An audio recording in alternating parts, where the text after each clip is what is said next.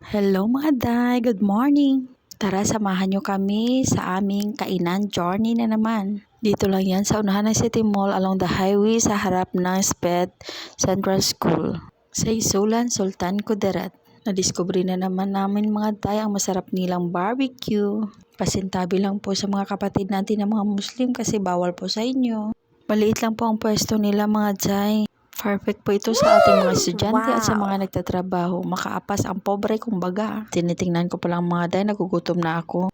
Tara, hugas na tayo ng kamay para kumain. Excited na ako. Huwag kalimutan maghugas ng kamay bago kumain. At ayan na, na-serve na ang aming kanin. Tagdadalawa po kami, hindi halatang gutom no. Normal na kain lang po namin yung tagdadalawang rice mga day. Kaya sa mga makakakita ng aming katawan, huwag na kayo magtaka mga day ha. Kasi pagkain ang binabantayan namin, hindi buhay ng iba. Charot lang. Ang in-order pala dyan namin is atay ng baboy, maskara, tapos yung laman ng baboy. Sarap, kain na po tayo. Una kong tinikman dyan mga day ang atay talaga ng baboy. Ito talaga ang gusto ko mga day, yung kumakain na nagkakamay. Na-enjoy ko po talaga ang pagkain ko. May papikit-pikit pang nalalaman ang inang nyo dyan mga day. May libreng sabaw din po sila na siniserve pag gusto nyo. Mostly ganito talaga ang banding naming tatlo mga day ang pagkain.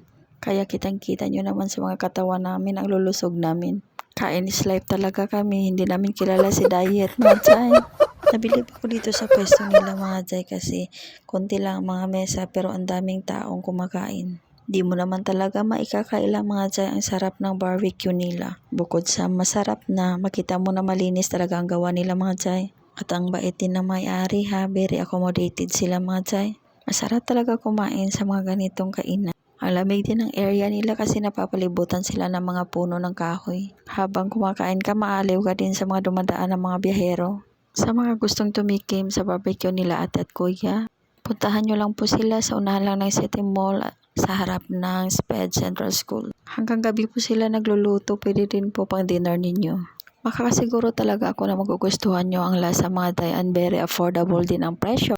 At samahan nyo pa ng isang malamig na soft drinks mga day. Siyempre hindi rin pwede araw-arawin mga day ha, kasi nakakasama rin sa ating kalusugan. Habang napapasarap kami sa kain namin dyan mga day, napapasarap din ang kwentuhan namin.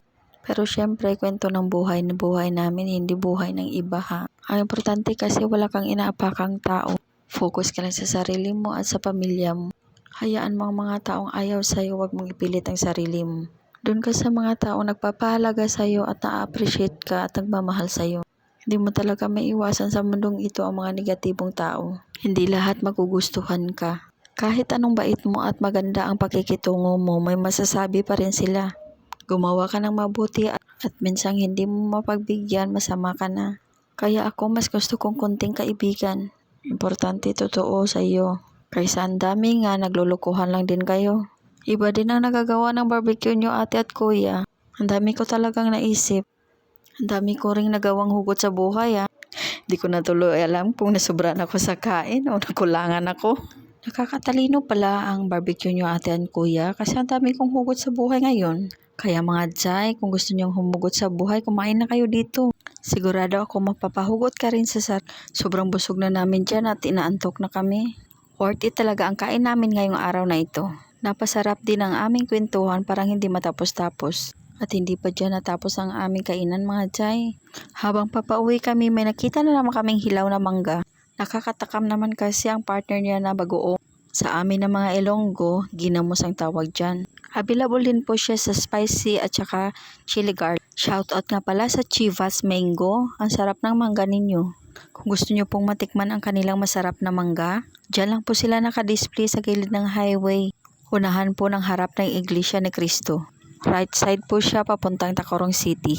Enjoy na enjoy po ako sa pagkain dyan mga day kasi bukod sa crunchy na masarap pa ang kanilang bagoong. Pagkahapon na naman mga day, paglabas ko ng opisina, pumunta ako sa my gym kasi manonood ako ng basketball ng aking pinsan. So dahil hapon na walang init at maganda ang panahon, naglakad-lakad ang inyong inang mga day. Pero ang totoo, gusto ko lang matunaw yung mga lahat ng kinain ko kanina mga day. Andito na pala ako sa gymnasium, pumasok na ako sa loob. Ganito palang itsura ng aming gymnasium dito sa Sultan Kudarat mga day. Pumunta talaga ako ng maaga dito sa gymnasium para makapwesto ako na maganda. So ayan, makikita ninyo, hindi pa nag-uumpisa ang game nila. Nagwa-warm up pa lang ang halos lahat ng mga players. Ang maglalaban pala sa araw na ito is Esperanza versus Colombio. Ayan, makikita mo mga supporters ng Esperanza dyan sa side na naka-blue. Super supportive din ang mayor ng Esperanza at mga SB, kompleto sila lahat. Ayan na, nagre-ready na sila, mag-uumpisa na ang ating game. Go, go, go Esperanza! Go for the win! Ayan ang mga players ng Esperanza, dyan na sa gitna, nagwa-warm up na sila. Ayan ang mga supporters. Ayan ang players ng Esperanza, nagpapakitang gilas na sila sa kanilang pag-shoot. At yan palang aking pinsan, yung number 21 na nakahawak ng ball. At ayan na, tinatawag na ang players na first 5 na una ang Esperanza. At ito naman ang first 5 player ng Municipality of Colombio.